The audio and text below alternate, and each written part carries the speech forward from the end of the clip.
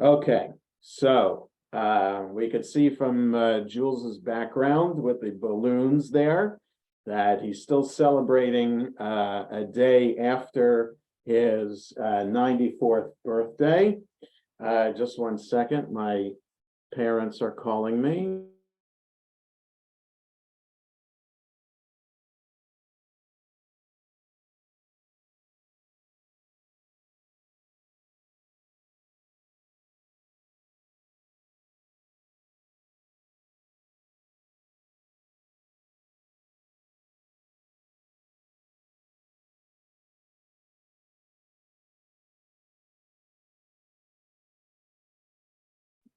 Okay. All right. So again, a happy belated birthday to Jules. Bis 120, and welcome to everybody.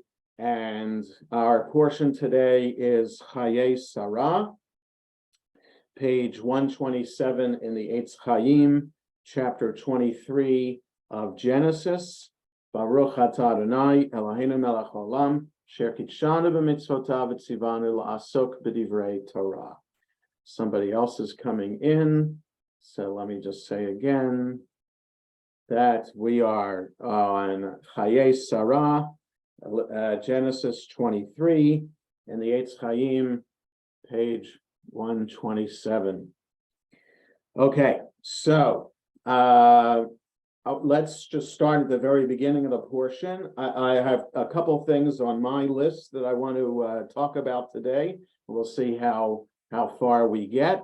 And it is, again, 127 in the Eitz Chaim, the start of Chayei Sarah. Vayihiyu Chayei Sarah, me'ah shana, ve'esrim shana, ve'sheva shanim, shnei Chayei Sarah, which literally means the life of Sarah was 100 years and 20 years and 7 years, the years of Sarah's life. Okay, that's how we would literally translate this. And then one more verse, Vatamot Sarah, Sarah died, Kiryat Arba, in Kiryat Arba, he Chevron, which is also known as Chevron, Be'eretz Canaan, in the land of Canaan, Vayavo Avraham, and Abraham came, Lispod Lissarah, to mourn or to eulogize Sarah, Veliv Kota, and to cry over her. So, a couple questions arise from these couple of verses. One, what did Sarah die of? In other words, what's the context for her death?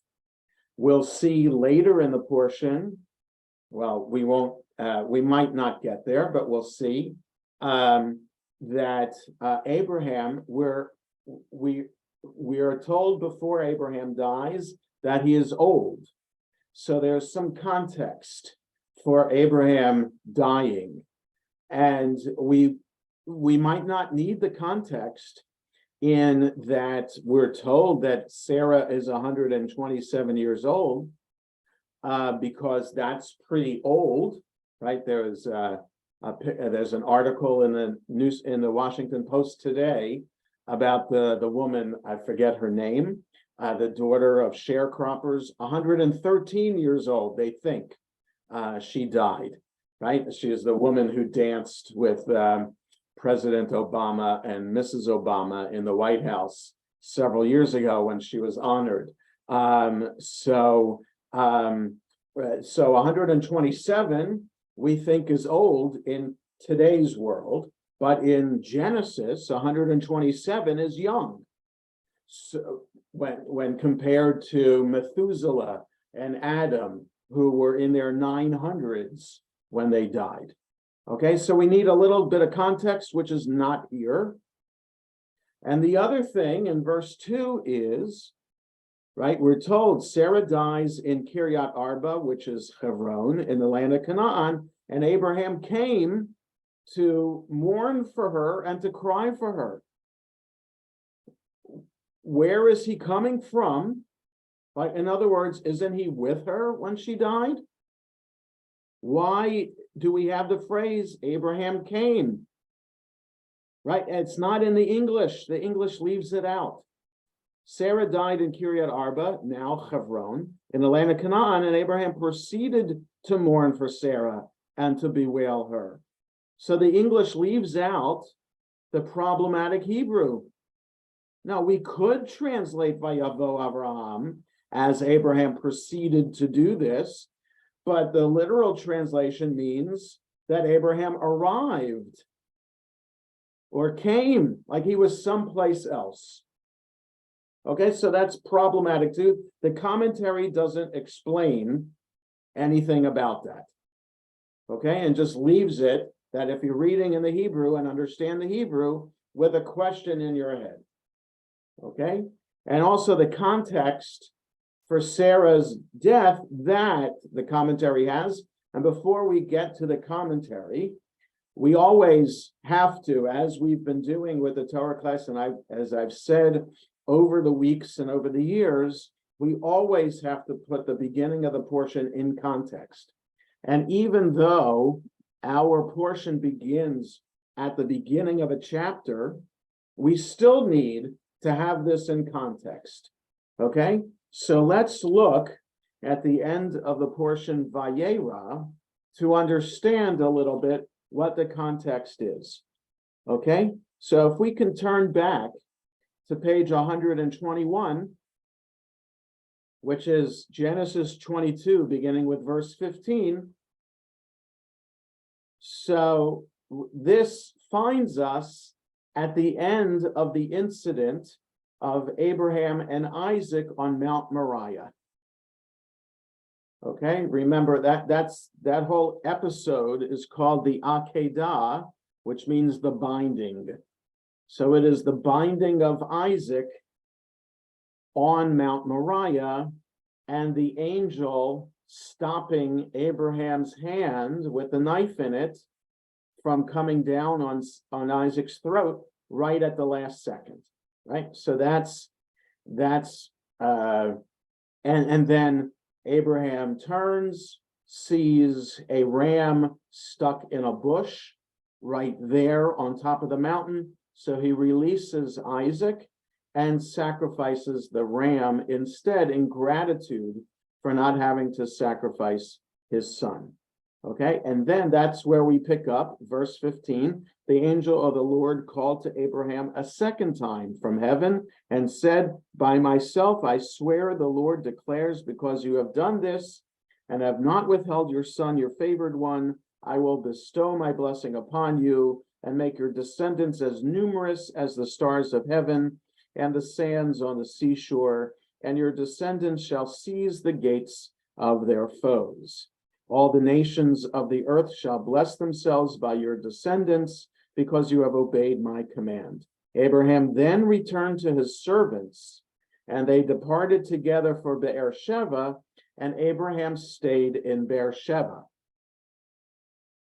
Okay, so Abraham releases Isaac, sacrifices the ram, and we're told that the angel speaks to Abraham with reinforcing the promise that because Abraham fulfilled God's command, God will make his descendants numerous, right? And he meets his servants again. Remember that Abraham and Isaac went up the mountain by themselves, leaving their servants at the foot of the mountain. Abraham meets his servants and goes to Beersheba. Okay, now he goes to Beersheba.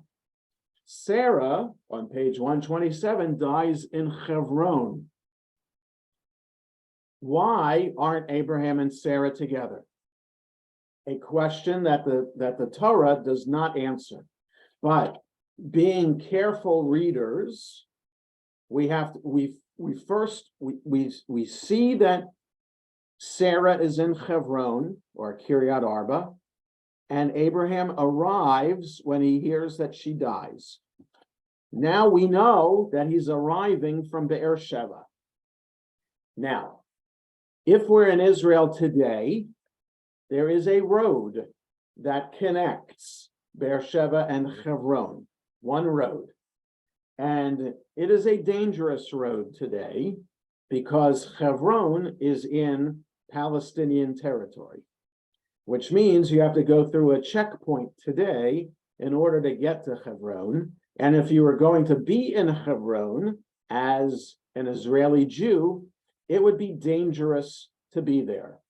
And so you know that it's dangerous because Israel proper has one license plate.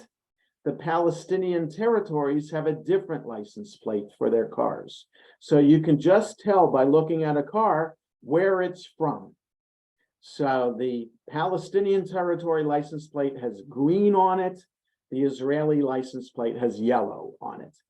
And for the Jews who live in Hebron, or even in Kiryat Arba today, they are an enclave of Jews surrounded by not so friendly Palestinians. And those Jews are protected by a large contingent of the Israeli army. So it is not a good place. So reading about this today, for those who know Israeli geography and who have been in Israel before, knows how volatile Kiryat Arba is. Okay? So, and now back to the Torah, page 121. Abraham is in Beersheba, Sarah is in Hebron. A trip that would take probably a whole day, if not more, in Abraham's time to get there. So it is more than 20 miles away. It is about 40 miles, Beersheba to Hebron, about. I'm guesstimating. It could be more. It's definitely not less. Okay, so it's a long trip in those days, caravan trip. If you're riding on a donkey, I really don't think that you can make it in one day from Beersheba to Hebron. Okay, the other thing about page 121, Abraham just releases Isaac, right? But Abraham by himself is going to Beersheba. Where's Isaac? We're not told. Okay, verse 20. And so now, so Abraham goes to Beersheba. Verse 20 and to the end of the portion Vayera is a parenthetical note. Sometime later, Abraham was told, Milcah too has borne children to your brother Nahor. Uz, the firstborn, or Utz, the firstborn, and Buz, his brother, and Kemuel, the father of Aram, and Chesed, Chazo, Pildash, Yidlaf, and Betuel. Betuel being the father of Rebekah. These 8, Milcah born to Nahor, Abraham's brother, and his concubine, whose name was Reumah, also bore children, Tevach, Gacham, Tachash, and Ma'akah. Okay, so a parenthetical note to give us a little bit of genealogy in Abraham's family, and careful readers note Betuel and Rebekah, names that come up in our portion. Okay, so now back to the question of the beginning of the portion of Chayei Sarah. What is the context for Sarah's death, and where is Abraham's coming from? So we know Abraham is coming from Beersheba. Why aren't Abraham and Sarah together?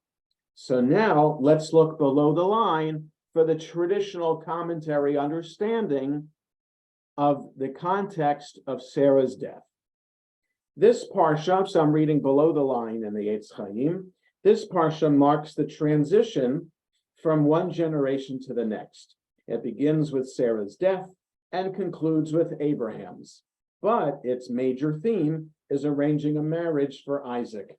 the effort to find the right wife and partner so that the special tradition of Abraham and Sarah will continue beyond their lifetimes and the life of their son. Okay, although the Torah never explicitly makes the connection, many commentators connect Sarah's death with Isaac's narrow escape from tragedy at the Akedah, because it follows immediately after in that narrative. Okay, we just saw that this follows, aside from the parenthetical genealogical note, Abraham departs Mount Moriah and goes to Beersheba, and the next thing that happens, if we skip the parentheses, is Sarah's death. Okay, so commentaries from the rabbis to the medieval commentaries can make a connection between Sarah's death and the binding of Isaac. Some see Sarah dying of shock, either because Abraham was prepared to slay their son without informing her, or because of the alarming news of his near death.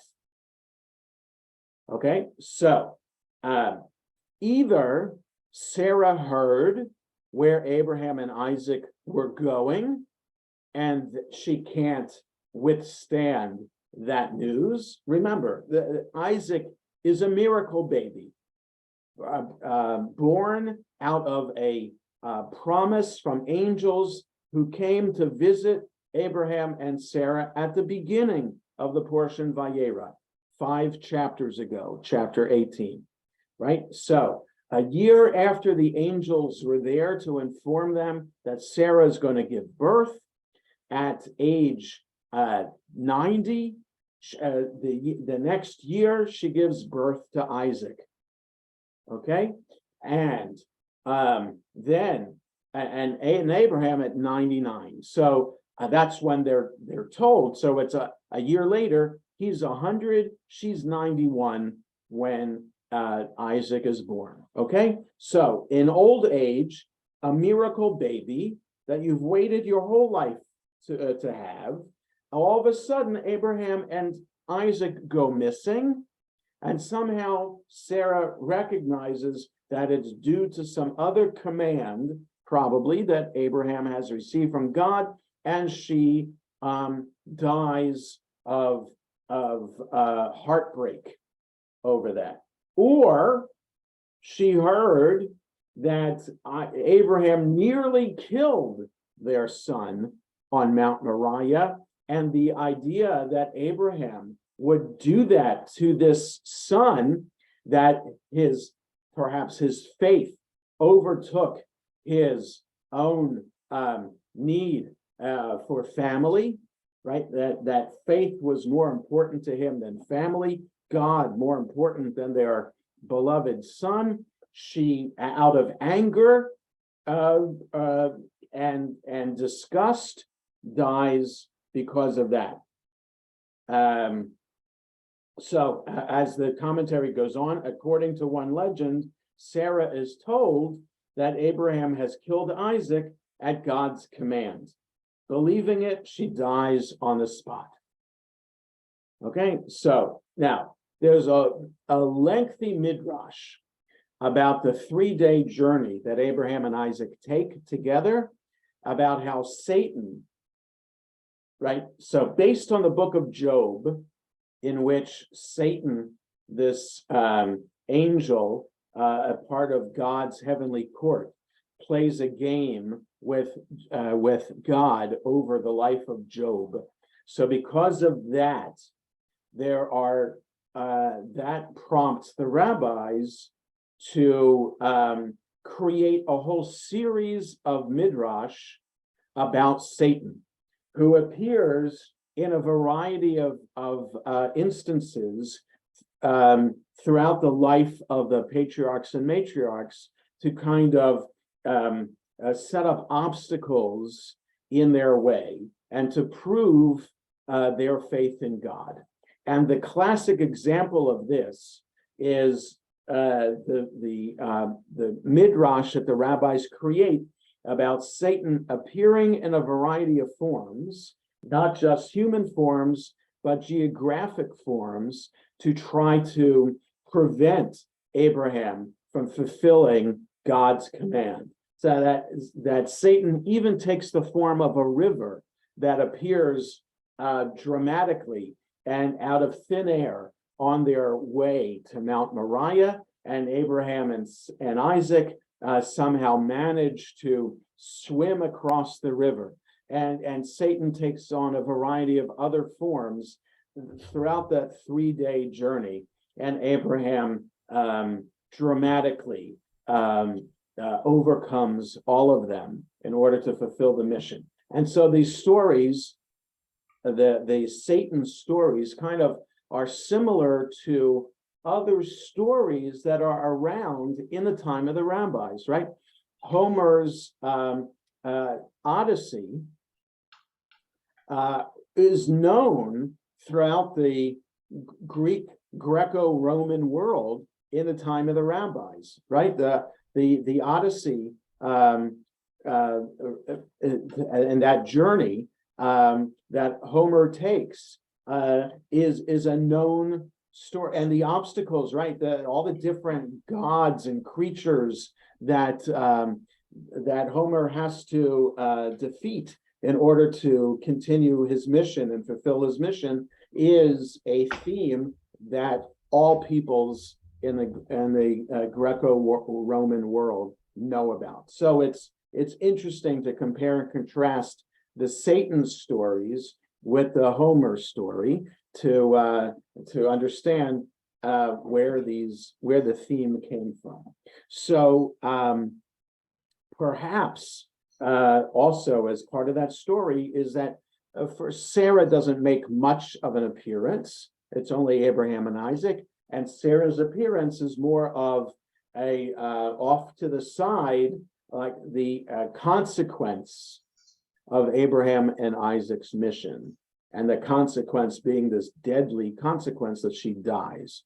Because we're told here at the beginning of our portion, no context for her death, and it comes directly on the heels of what we read at the end of last week's portion. That's why the rabbis make the connection. Now, the only problem, go ahead, Gabe. Oh, going back to the idea of Satan, where does he fit into the Jewish not pantheon, but it's not the cartoon red guy with the pointy. No. Satan, is he an angel? Yes. So based on the Bible itself, and just in last week's portion, Vayera, and that 3 angels come to visit Abraham and Sarah, and the angels go on to save Lot from Sodom and Gomorrah. We have a variety, and then we'll read about an angel that Jacob wrestles with all night, and before the angel leaves, he is lame and gets a new name. So the angels make an appearance throughout the Torah and throughout the Jewish Bible. Mostly they are not named. I think the angel that wrestled with Jacob is called Peniel. So that's unusual to have an angel being named. The rabbis name the unnamed angels throughout the Bible, like Raphael is one of the angels who came to visit Abraham and Sarah. Raphael meaning God heals, and the angels appear to Abraham right after he circumcised himself. So that's why the angel's name, one of the angels is named Raphael. His mission was to visit the sick.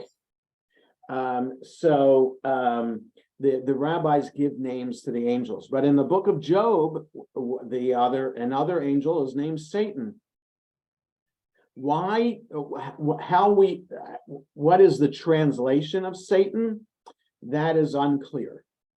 Okay, so usually Usually it's like to advocate, but actually to be a devil's advocate, meaning you're taking the other side in an argument for the sake of providing context or helping someone face some constructive criticism in an argument, right? So you might have one opinion, somebody else you're having a discussion with takes the other side just for the sake of strengthening your argument or seeing if there are weaknesses in your argument. So taking the other side is being the devil's advocate, which perhaps is an accurate translation of the word Satan in Hebrew.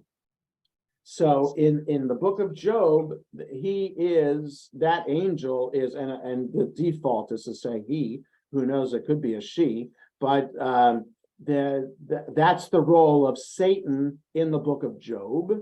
And therefore the rabbis expand upon that in their midrashim about the role of Satan in God's heavenly court. So that throughout midrash, that's Satan's role, to take the other side.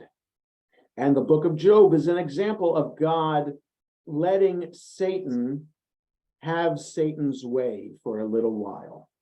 Okay?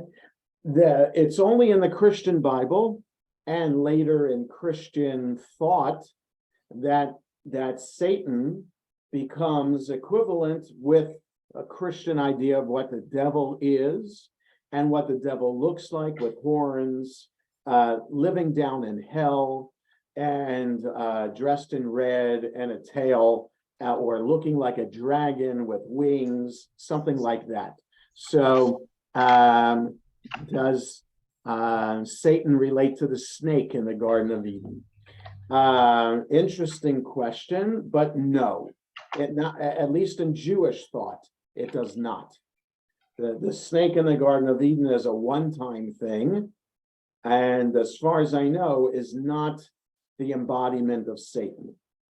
I could be wrong. I'd have to look at the Midrashim again. It's not far-fetched to think that in Midrash, perhaps Satan takes the role of the snake in the Garden of Eden in order to get Eve and then Adam to eat of the fruit. I wouldn't be surprised if there is Midrash, but it's not coming to mind, so I don't think so. However, in Christian thought, it could very well be. Are Satan's horns in Christian thought a anti-Semitic reference? Oh, yes, absolutely. Absolutely. Having the Jew be the embodiment of Satan. Absolutely. It's just because of the fact that we, the Jews, refuse to accept Jesus, that already puts us as persona non grata in the Christian world. And then,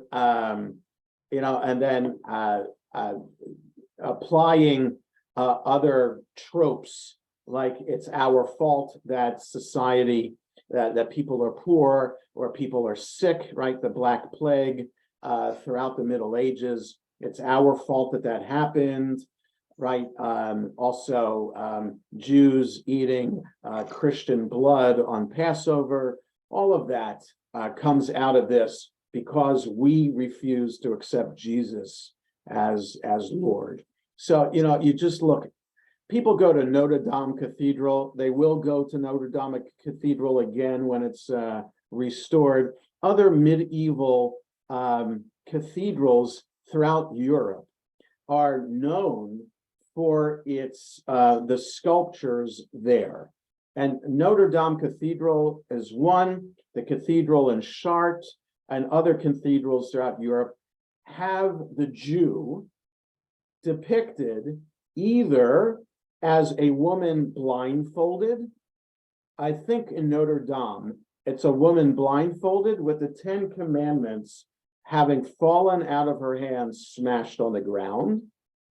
So that's a tamer picture than a cathedral in Germany in which the Jew is depicted as a pig. Okay, so people like to go to these cathedrals as a tourist stop, it is painful as a Jew to go to those cathedrals. Okay, and so a lot of people go on tours throughout Europe and look at Jewish sites. It is tragic to take a Jewish tour of Europe. You can't help but be tragic. So, like, for example, Lenore and I were in Barcelona several years ago. You go to Old Town Barcelona, and tour guides, whether they're Jewish or not, when you're taking a Jewish tour of Barcelona or not, tour guides with their red laser pointers point out in the wall of the old city of Barcelona, there are a couple of stones that have Hebrew. What are they? They're tombstones. Tombstones of Jewish cemeteries in Barcelona, used after the Jews are kicked out. No more Jews anymore. Why care for the Jewish cemetery in Barcelona? Let's use the tombstones, valuable building material. Let's use it in the wall of the old city of Barcelona. Okay, so you can't help but understand this is the tragic place of Jews in Europe. And synagogues in southern Spain, synagogues that became mosques, that became cathedrals. There is such a thing in Toledo and Seville. Such buildings exist, and the Jewish remnant in the building from the time that it was a synagogue is still there. So anyway, that's the end of my polemic against visiting Europe and what happens if you care about Jewish history and know about Jewish history in Europe. You can't help but feel pain in looking at former Jewish sites throughout Europe. All of that about Satan, and Satan, the Jewish view of Satan is just particularly an angel in God's heavenly court whose job is to put obstacles in the way of God's plan on earth.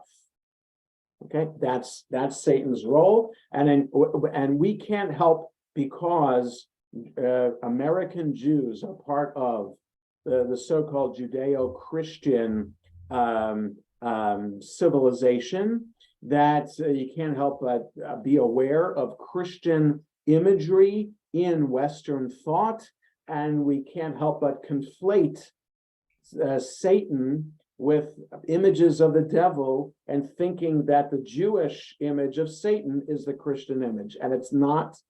The Christian image just takes it way beyond to Dante's Inferno and the 7 layers of hell. Okay, so that's all Christian expansion of Satan. And Satan in the book of Job. Book of Job is in the Christian Bible, so it's there to serve as further use in Christian religious ideology. Okay, so this is the context for Sarah's death here, and perhaps it sheds also some light on why Abraham didn't go right back to Sarah in Hebron after what happened at Mount Moriah. Maybe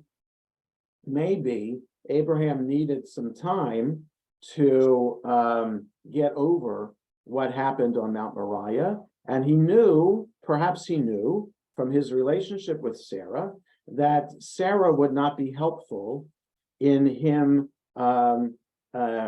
getting over what happened on Mount Moriah. Perhaps. We also know, again, when Isaac was born, Sarah was 91. Here, she's 127. Okay, so 36 years there are 36 years between Isaac's birth and Sarah's death. Okay, so that chronology is there, that's in the Torah. The question is, if Sarah dies right after the events on Mount Moriah, then the event happened when Isaac was 36 years old, which also then creates a problem in the text, because the text in chapter 22 describing Abraham and Isaac going together up the mountain, it seems like Isaac is a young boy. old enough to ask questions. I see the fire, I see the knife. Where's the animal for the sacrifice? Don't worry, my son, God will provide, Abraham says.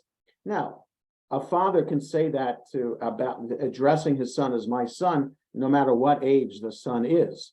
But it just seems Isaac is called a na'ar, which is a lad, a young boy, perhaps a teenager, perhaps. But not, you wouldn't use na'ar for a 36-year-old. But in the rabbi's story, in which Sarah dies at the moment in which Isaac is taken up the mountain, then as Sarah's 127 when she dies, that means Isaac is 36 when he goes up the mountain. And that creates problems which can be solved by understanding Isaac's nature. And there have been some, not in Midrash, but in modern Midrash, who suggest that Isaac, and we know this in modern times, the older a mother is at the time of her pregnancy and birth of a child, the more risks there are for birth defects or learning disabilities or intellectual disabilities, right? We know this from science. The older a mother is, the more risks there are to this birth. So I remember, and this was a while ago, my youngest son is 23 years old. So when he was born, Lenore was 37. So at that time, 37 was already seen to be a risk factor for giving birth. Now, it's not so much. But once you're over the age of 35, they do more tests for the pregnant mother than they would otherwise do. And perhaps there was a risk of autism. That's what they were testing for.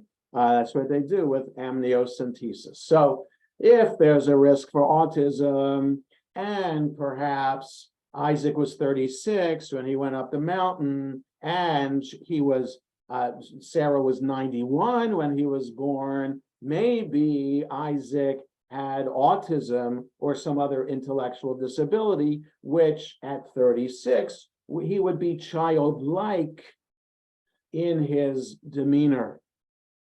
So there have been some modern rabbis who have suggested that, and which also explains later in this portion what kind of characteristics Eliezer, Abraham's servant, is looking for in a woman to be a wife to Isaac. So if Isaac has some kind of intellectual disability, you need a more caring woman to take care of him. Okay, so there's that. That's part of this story too. Okay, so in fact, let's look a little bit quickly at that characteristic. So there, yeah, it's on page 133 that we find this. So if we look at page 133 in Eitz Chaim, it's Genesis 24, verse 15.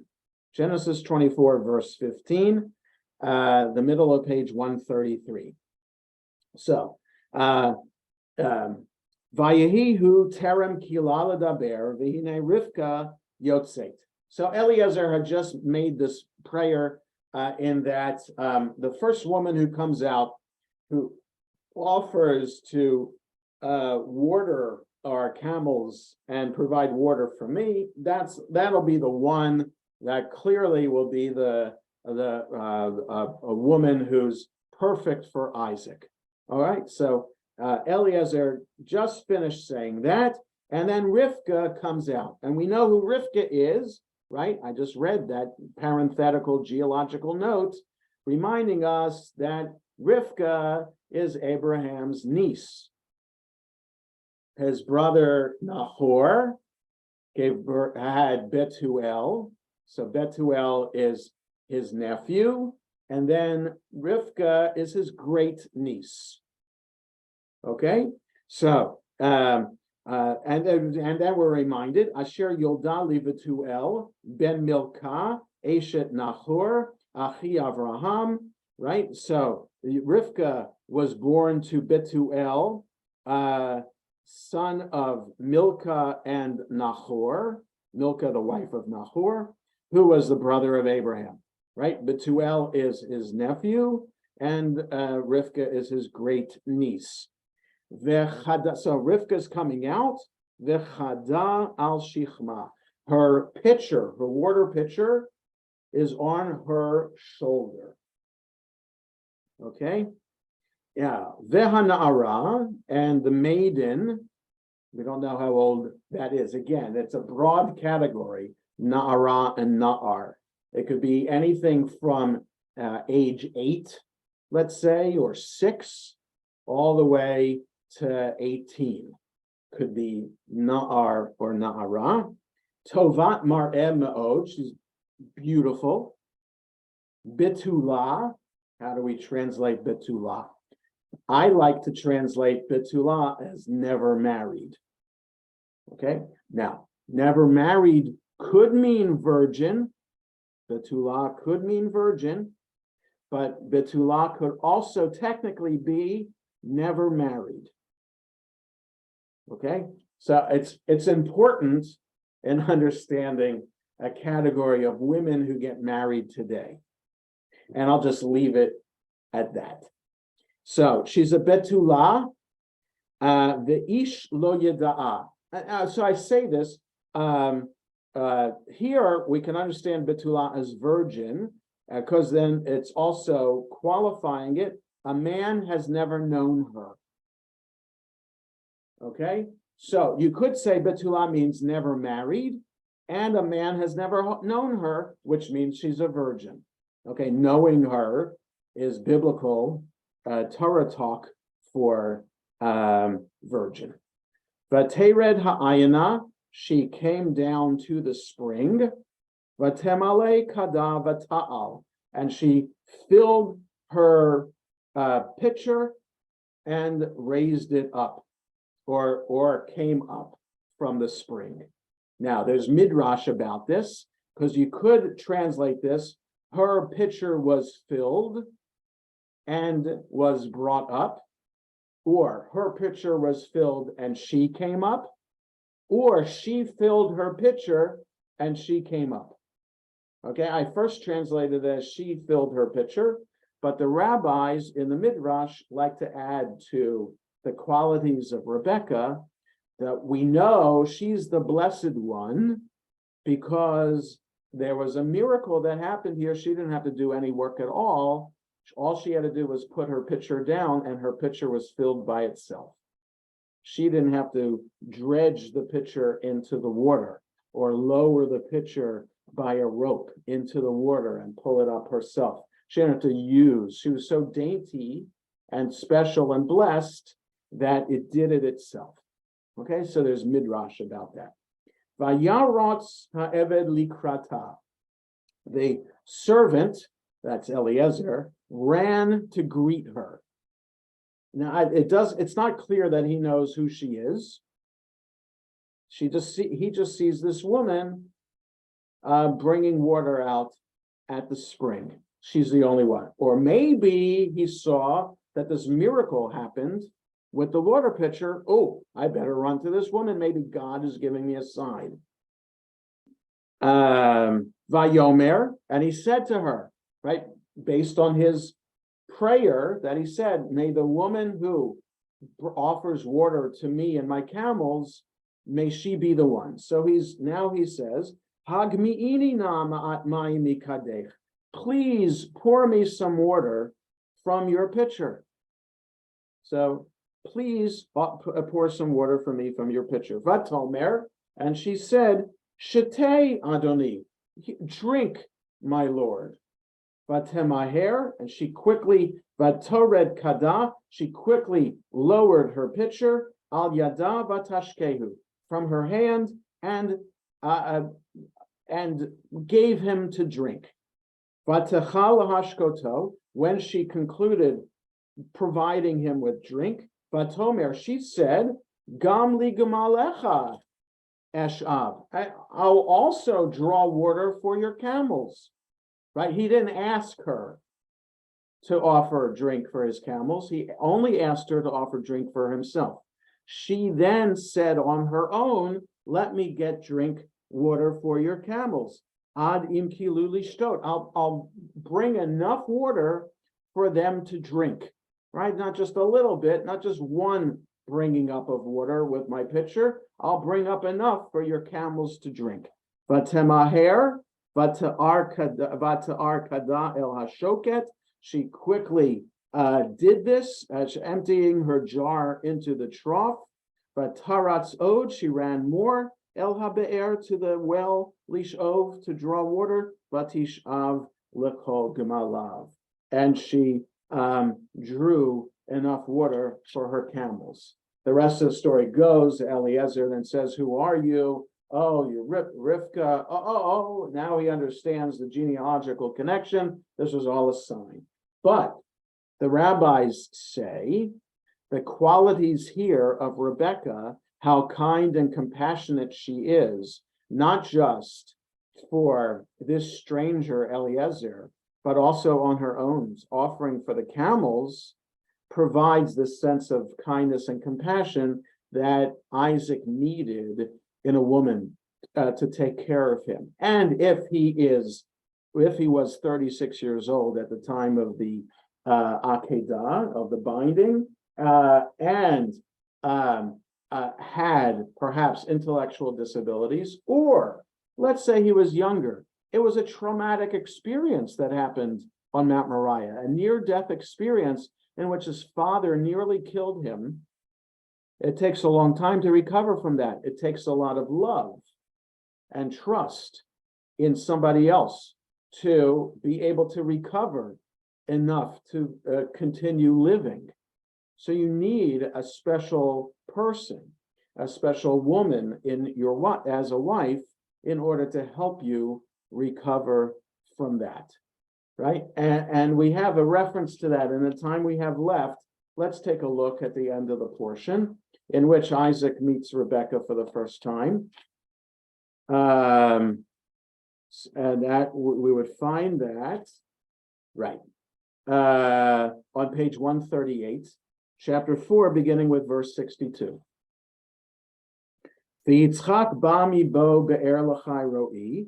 Isaac was on his way from this place called Be'er Lachai Ro'i. Happens to be the place where Hagar heard from God that she was going to give birth to Ishmael. V'hu yoshev be'eretz haNegev, and he's dwelling somewhere in the Negev.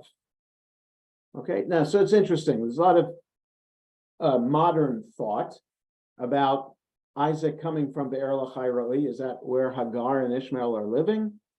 Did he go back there after Sarah dies in order to seek this compassion or whatever, this healing from Mount Moriah? We don't know. Vayetze Yitzchak, Isaac went out, lasuach basadeh, to walk in the field. It's translated here, but it's also to meditate in the field. Maybe this is something, as an autistic person, a person with intellectual disabilities, sometimes people like that, who suffer from intellectual disability, like to wander outside alone. Just something to think about. So he's wandering out in the field, lifnot arev, before evening. Vayisainav, he looks up, vayar v'hinei gemalim ba'im, and he saw camels approaching. Vatisa Rivka et eineha, Rivka looked up, vatera et Yitzchak, and she sees Isaac. So they see each other from afar. Vatipol me'al hagabal. She falls off the camel is the literal translation, but she alighted from the camel, right? Why would she fall off the camel? I think it's alighting off the camel. But Tomer el ha'eved, she says to the servant, to Eliezer, Mi ha'ish halazeh ha'holech basadeh likratenu. who is this man who's walking in the field coming to greet us? Vayomer ha'eved, the servant says, Hu Adoni, he's my master. Vatikachat sa'if vatitkas. And she took the scarf or the shawl, her veil, it says here, and she covered herself, which is the reason why we have the bedecken ceremony before a wedding. Bride veils herself as a sign of modesty and respect, right? So, that's one reason. It's not really a modern egalitarian thing to do, but it is one explanation for the bedecken ceremony and the veiling ceremony before a Jewish wedding. It's based on this, what Rebecca does here. Vayasaper ha'eved leYitzchak, the servant tells Isaac the story at Kol HaDevarim Asher Asa, everything that happened in this chapter, which we didn't read, everything, the exploits at the well, and Rebecca agreeing to come to be Isaac's wife, the whole story he tells. 67, those last sentences are what I want to look at. Vayaviyeha Yitzchak ha'ohela Sarah imo. Isaac brings her, Rebecca, to the tent of Sarah, his mother. Vayikach et Rivka, and he takes Rivka, meaning, and for Torah language, that means he marries her. Vatehilo leisha, and she becomes his wife. Vaye'ehaveha, and he loves her. Vayinachem Yitzchak acharei imo, and Isaac is comforted after his mother. So a lot of trauma in Isaac's life. Father nearly killing him. Mother, you can imagine how protective his mother was of him. A child of old age, mother would be hovering over this child all the time, and then mother dies. A lot of trauma in his life that somehow being married to Rivka provides the comfort and consolation that Isaac needs. So just these several things I wanted to share with us today. I know I've shared them before, but it's a powerful story. It's a powerful story that provides meaning. It's all about family dynamics, how we care for our children, the effect that our actions have on our children, what we do to try to provide support for our children, the lengths we go to take care of them. It's all found in this portion, Chayei Sarah, and provides also foreshadowing, because it's not just a family story, it's the story of the Jewish people. So events that happen in this story have ripple effects throughout the ages for Jewish history as well. So, any thoughts or comments before we conclude? So I wish everybody a good day and a good rest of the day, and stay in good health, and a happy post birthday day late to Jules as well. Keep those balloons up for the next few days so we can enjoy your birthday for a while longer. Take care, everybody. Thank you. Thank you. Bye. Thank you.